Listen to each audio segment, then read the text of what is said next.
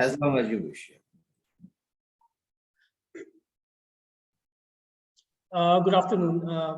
I'm very pleased to have Mr. Ashwani Mahajan, co-convener of SJM, which is the Swadeshi Jagran Manch, a very influential organization when it comes to all nationalistic issues. And Mr. Mahajan is known not to mince his words. He's got a lot of background of research. He talks about a lot of economic and national issues, and he's very well versed with which way the policy winds are flowing, as well as which way the nation is progressing. So without much ado, we wish to have a little discussion with Mr. Mahajan today on the issue of cryptocurrency and basically the policy and the main issues and the challenges that surround it, which would also reflect on the kind of issues that the government must look at a little more closely, which are very important in terms of national issues, and things that Mr. Mahajan feels that he wishes to emphasize on. So, Mr. Mahajan, I welcome you again. Thank you, Deepak. Okay, so as a think tank, we do a lot of research, and we've had a very clear position. We've never opposed the industry. We've never opposed the technology. But I think, possibly between, if we put it on a scale, between, less knowledge and being mischievous, I see a lot of companies and exchanges who go out, in the open space to the media, to public, and, they try to pass off a technology, which is a blockchain technology, as cryptocurrency, and, both words being interchangeable in their minds. So, what would you think, Mr. Mahajan, is your position on that? How do you reflect on that part? Actually, there are a lot of misconceptions about this whole crypto issue. First of all, it is called cryptocurrency, where there is no currency. Yes. Because currency is something which is issued by the government, by the central bank, supported by the government, and therefore it can't be currency. And current currency has a legal tender, and it is not a legal tender, and except one country, no country has recognized it as a legal tender. Second misconception is about its underlying technology. Yes, there are technologies working, like nuclear technology is also one of them. So you can have a bomb made by the nuclear technology, or you can have a power station which can produce a lot of electricity for the people. So it's all about the use of the technology. The underlying technology of the cryptocurrency, which is obviously a very good technology, in the sense that this technology can help us improving our health services, our education services. We can maintain our land records, and a number of uses are there, and we are making use of this, and companies are also making use of the blockchain technology. But the people in this profession, as you mentioned, industry is not an industry in any way. So people, those who are engaged in this dealing of crypto, they try to pose it as a technology which is very much there and which is very useful. And crypto and blockchain cannot be separated. This is what they say. I tried to engage with the many of the experts on blockchain technologies, and I asked them this simple question: that is this crypto and the blockchain technology are inseparable? They said they are not at all related. The only point which is there is that if you want to promote this technology, and by host of people, and this is an open source, and people can keep developing this technology, and there has to be some incentive, and crypto, which is integrated in that, can help us giving incentives to those who are helpful in this technology development. But this is not the end of the story, because if you say that only Bitcoin can give this incentive, or Ethereum can give this incentive, or some other private cryptocurrency can give this incentive, is wrong. The government has come out with a very good proposal of issuing a central bank digital currency. And I asked this specific question from the people in the technology field, and they said that this Reserve Bank or central bank digital currency, CBDC, can be made use of to give incentives to those who are developing this technology, who can be helpful in development of this technology. And therefore, this can be integrated further. Since it is in our hands, the CBDC, we can incorporate many such changes in that currency, that we can specify the uses to which this central bank digital currency can be made use of. So this is not just I'm denying that there is no relationship. Secondly, I'm also giving a kind of solution that yes, through CBDC we can help solving the issue of incentivization. Okay, another very interesting point. I think the Prime Minister has spoken after a very long time of wait, by almost everybody. Everybody was waiting, when the Prime Minister would actually comment on it. And recently he did, and he did so very conclusively. But everybody has observed that the Prime Minister did not touch up on well, since you've said that there is no industry, and I don't have another word for it, I'm still going to use the word industry. Quote unquote industry, that Prime Minister has not spoken about people who trade. He's not mentioned any trades. He's not mentioned any exchanges. He's not mentioned any, development of, the so-called cryptocurrency industry. But he did emphasize on the blockchain technology as a separate issue, which you already, very clearly demarcated, explained and underlined right now.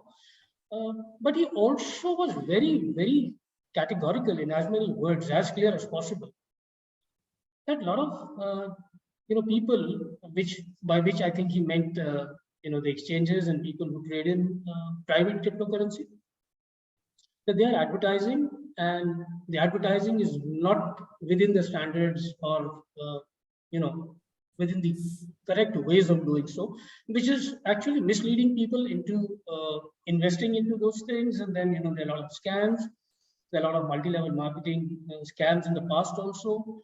And he also mentioned terror funding. He also mentioned misuse in, via black money. How do you look at the Prime Minister's emphasis on a few things and a clear kind of a pass on other things? I think Honorable Prime Minister is thinking on the same lines as I've just mentioned, that there cannot be any denial to the technology. Yeah. We have to make use of the technology, and blockchain technology is. We came to know about the blockchain technology after the Bitcoin has been invented. But blockchain technology is something different from, blockchain is not equal to cryptocurrency. Cryptocurrency is not equal to blockchain. As one of my teacher is a great economist, Professor Ashok Lahiri, he put it in very simple words, that blockchain technology is a necessary condition for the crypto, but crypto is not a necessary condition for blockchain. Therefore, our honorable Strong Prime words. Minister, Strong words. yeah, our honorable Prime Minister has very touched the right point, that the misuse of the technology, and misuse of the technology happens to be like this, that you you are bringing in something which is non-transparent, and people are putting their hard-earned money in a particular thing which is imaginary, which doesn't have an intrinsic value. So think of a situation, today as a student of economics, I know that in the past 1 decade, the rate of capital formation in the country has gone down. And we need more and more savings to put into the more productive assets. And this is something which is most unproductive. Yes. Because where the money is going, nobody knows. Andha kuan hai. Nobody knows where the money is going. Suppose I hold Bitcoin. Only I know this. You also can't know this. Government also can't know this. Government will come to know only if when I sell the Bitcoins and receive money in a bank account. Yeah. So then only the government will come to know, and they can claim income tax on that. Therefore, the amount of money one can have, the black money, the terror money, ransom money. I would like to remind the viewers of this interview about the ransom which was collected by the hackers some time ago, when they hacked computers all over the world, and they asked for the ransom, not in dollars but in Bitcoins, because it is something which nobody would know where the money is going. Yes. So all the terror money, the ransom money, and the bad money, not just the black money, is going into Bitcoins and such kind of currencies, so-called currencies, cryptos. So the answer to this is that there is no denial of the, no refusal of the underlying technology. And in fact, the mention about the bill which is being proposed, again, the government has said the regulation of cryptos, but with exceptions to the underlying technology in that. So what I'm saying here is that we can make use of this technology by developing the central bank digital currency, which the RBI has already proposed, and RBI is capable of doing so. And the same can be declared as legal tender, and which will have much more acceptability, not only in India, but even globally. We missed the train while making our rupee a global currency. But let Reserve Bank of India digital currency become the global currency. I would love and I wish to see that day very soon. And I think what gives me confidence is that India has an advantage. Of course, we talk about the population, but I think that is the advantage, because I think a large part of the population today is youth. They employ technology, and the kind of adaptability and adoption by the number of people that will happen on this. I think Indian CBDC could be one of the most used currencies, and possibly what you say could just come through because of mass adoption itself. Just see, we have 2 crore people, Indian people residing abroad, residing overseas. So this can be the most popular currency amongst them. So what do they get in dollars? Simply stable currency. That's all.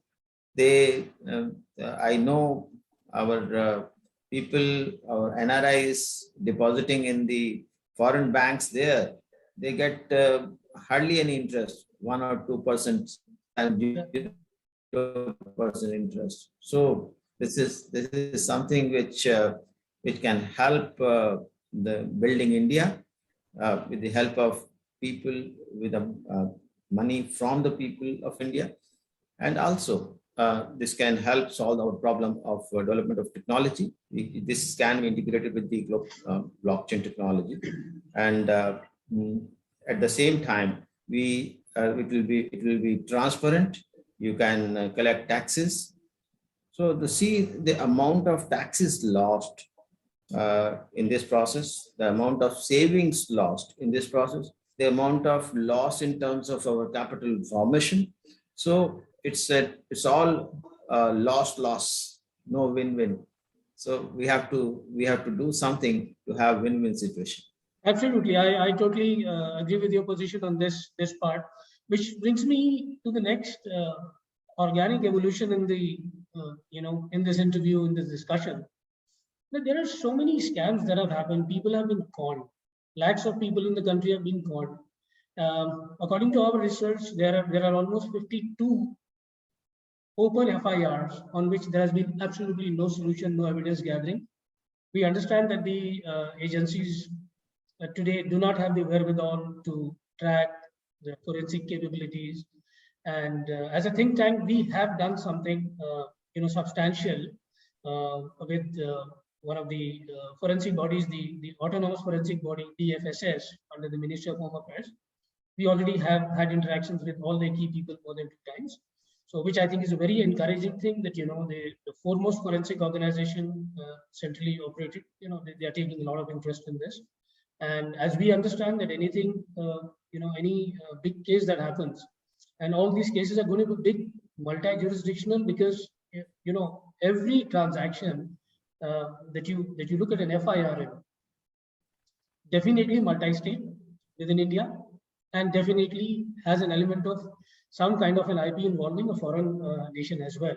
So I think those things make tracking a little problematic also. But more than that, the prosecution becomes a little problematic, because in every case, we might need to go abroad and take benefit from other countries and whatever treaties we have with them. How do you look at the fact that there are so many FIRs which have not been solved yet, so many multi-level marketing and other investor scams that have happened, lakhs of people have been affected? How do you view that? What should be done?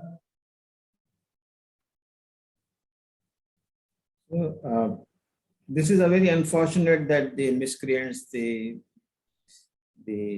criminals, they are ahead of the governments in terms of technology, and we always fall behind.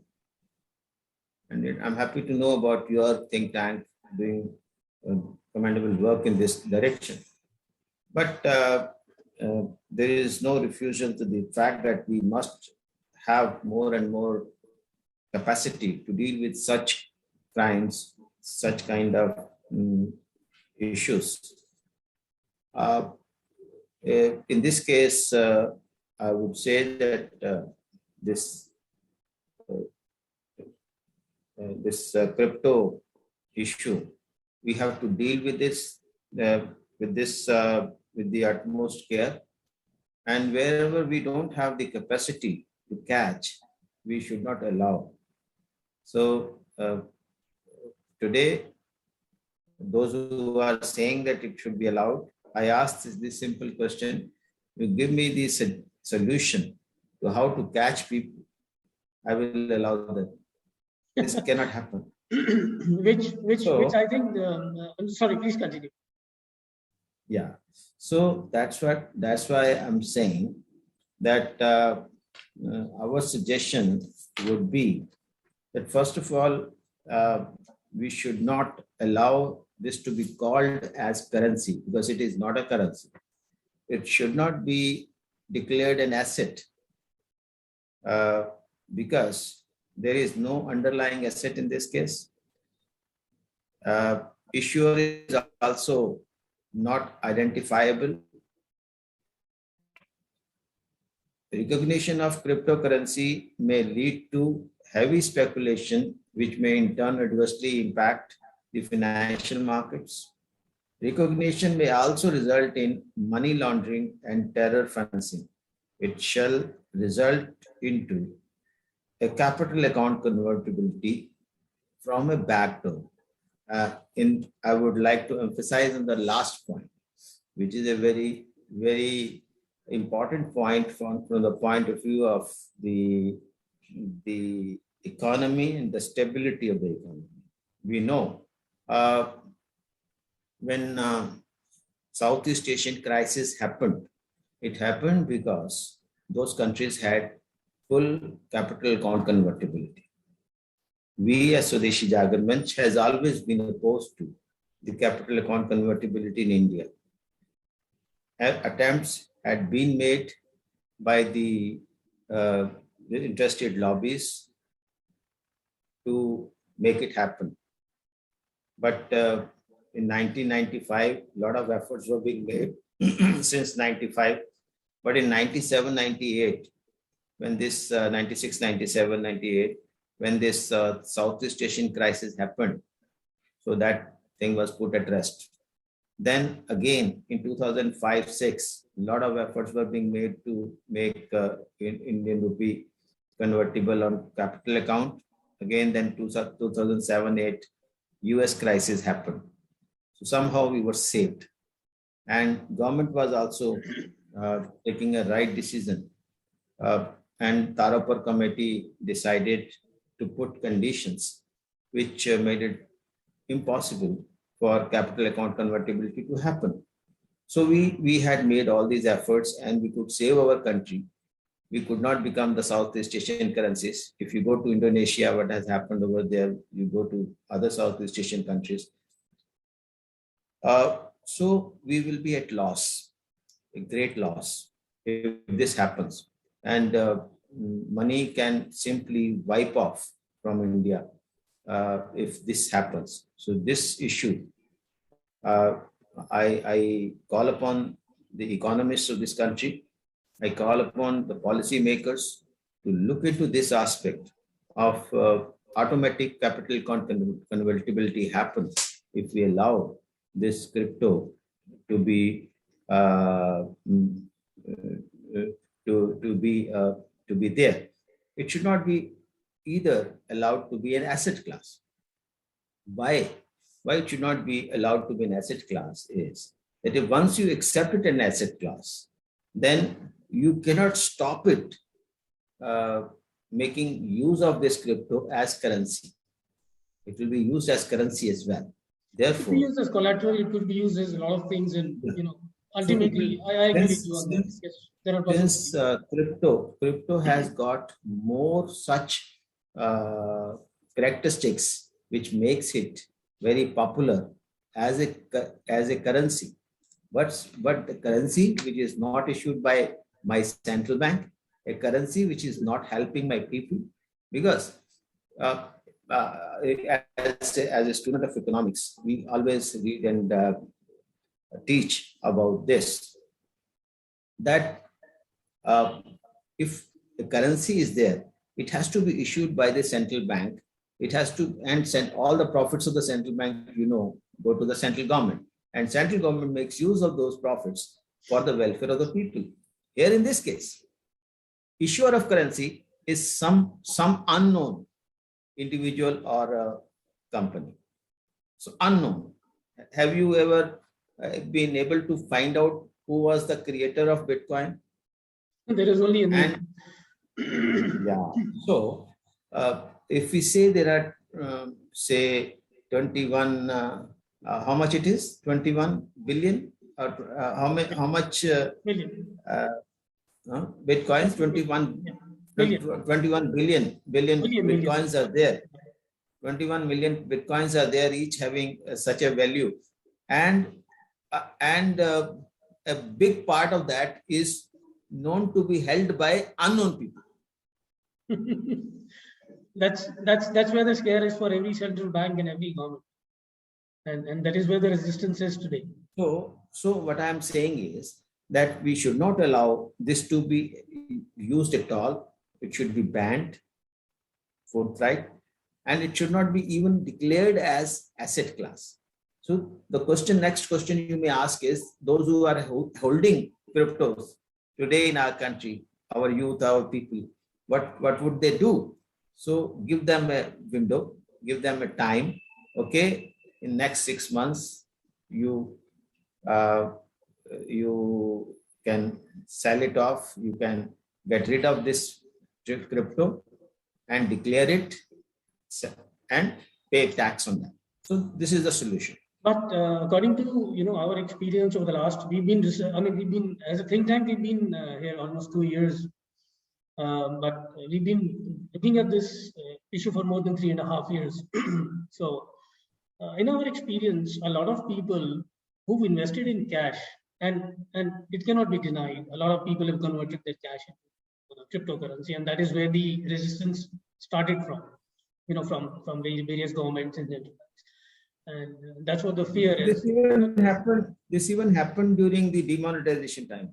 Yes. So how would you reflect if I was to suggest that instead of people who hold the currency, so-called cryptocurrency, and they want to cash out, and we must give them a time window. I don't think so. There is any debate on this, and I'm not against it in any way. But I think that would only limit those people who want to actually declare. So what about the people who have not declared? One could say that they would lose all their money, or possibly they would go to some other country, other shores, and cash out there. That is a distinct possibility, one. But we deliberated internally, and we've looked at what other people are thinking around the world, and we are in touch with a lot of global organizations, including central banks of other countries and experts. A very interesting thought, came across in one of our interactions with very senior people, that the government must actually go to exchanges and tell them to give all their trading records since day one of their trading. That way, nobody gets out of the net. So people who do not even declare and cash out in India, we still have some kind of record and some kind of tracking. How do you look at it personally, and what could be the position of Swadeshi Jagran Manch? Because that we feel could be a very substantial number in money. You see, Swadeshi Jagran Manch is always of the view that all black money should be brought to books, and we should not allow any black money to be parked in India or abroad. Yes. The issue of cryptocurrencies is that whether we can ban it or not. Very first question. China can ban it. Why can't you? when you were when you had not banned it, but the banks have issued advisories, and Reserve Bank of India has instructed the banks to issue advisories in this regard, and they were doing. The problem occurred when the Honorable Court made an intervention and allowed the crypto exchanges to function. Then it got a legal sanctity. So if something doesn't have a legal sanctity in India, people are law-abiding citizens, and therefore I firmly believe that if the government of India disallows the trading in the crypto exchanges, and it bans the crypto exchanges, then people will not in any way put their money in this. Those who had put their money in this, the government of India has got all the rights to crack down on the crypto exchanges and get the data, whatever they can get, and can make a registry of those cryptos with the government of India. Absolutely. So you articulated your position as well as the Swadeshi Jagran Manch position very, very clearly when it comes to policy and the do's and the don'ts that the government should do. and how the how people should function. But I would also want. I mean, I'm a little curious. If the Swadeshi Jagran Manch is doing something to help people who've already been conned, in these lot of bonsai scams. Is there a position that the Swadeshi Jagran Manch has already taken on it, or do you plan to take a position and do something about it? Because coming from such a strong organization, things do move. We are aware of it. See, Swadeshi Jagamach is not an organization. Swadeshi Jagamach is a platform. And if you a platform, if you think on our lines what we think, then you are also a Swadeshi Jagamach, and you as a think tank are doing something good for stopping these online scams. Therefore, I call upon all patriotic citizens to work in this direction, because this is something which is very much important. Because in this new world of digital India, online scams are bound to happen. So we have to find ways and means to stop them, because we don't want to stop digitization for this reason. Yes. But scams can be stopped. And most of the scams can be stopped by educating people. Because sometimes scams happen because we give them the password, we give them the OTPs. So we have to educate people, and at the same time plug those loopholes wherever the scams can happen. So I think more education, more alert citizens would be the key to this problem. Thank you, Mr. Ashwani Mahajan. It's been a great interaction. We've had the opportunity of hearing your views, and I, for one, being fortunate to have done it firsthand, even though over a video, still firsthand in today's day and age. I thank you again for sparing your time and your thoughts, and I wish all the best to Swadeshi Jagran Manch in all their continuing in future endeavors, sir. And thank you so much again for articulating your position. Thank you. Thank you so much.